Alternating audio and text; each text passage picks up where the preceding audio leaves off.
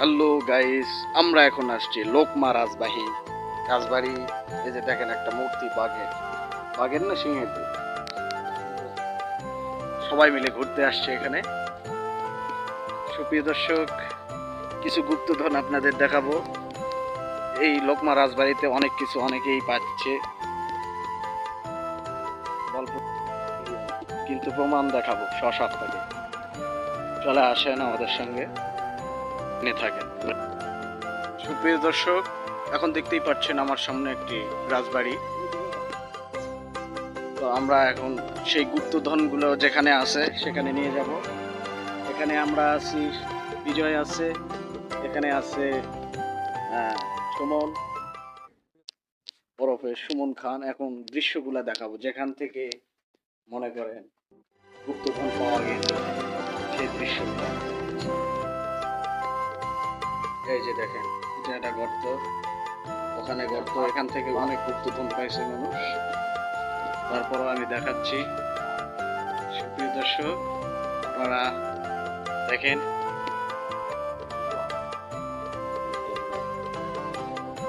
এখানে কি যেন দেখতে পাওয়া যাচ্ছে। দেখেন, বিজয় খুঁজে পাইছে একটা লোহা, চৌকাঠের লোহা। হ্যাঁ বিজয়, তুমি ওখানে কি দেখতে পেলা? একটু বলো, এখানে দর্শকের সামনে বলো। ছোট একটা রড কি এসে, চলেন আর সামনে এখন রিসার্চ করে দেখবো এখানকার দৃশ্যগুলো। আমরা ধীরে ধীরে এগোচ্ছি সামনের পথে। দেখি আরো একটা গুপ্তধন পাওয়া গিয়েছিল, এখান থেকে গর্ত হয়ে আছে, এখান থেকে মানুষ অনেক কিছু পেয়েছে। তো আমরা লক্ষ্য নিয়ে যাচ্ছি। এই যে দেখেন, এখানে যেটা, এখানেও সোনা মুদ্রা পাওয়া গিয়েছিল, মানুষের কাছে গল্প শুনেছি। তারপর আর একটা এখানে, তারপর যে গর্তগুলো দেখতেছেন, এখানেও পাওয়া গেছিল, মানুষ খুঁজতে বার করেছে।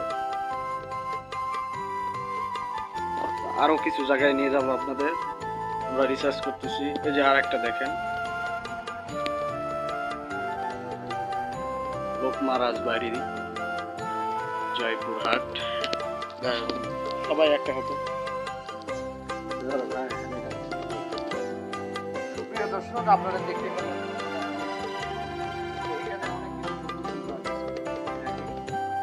আমরা আপনাদের দেখানোর জন্য আমরা সামনে এসেছি। প্লিজ আমাদের পাশেই থাকবেন, একটু সাবস্ক্রাইব করবেন, পাশে থাকা বেল আইকনে একটু চাপ দেবেন, আমাদের হাত শক্তিশালী করবেন। এরকম আরো নতুন ভিডিও আপনাদের সামনে নিয়ে উপস্থিত হব।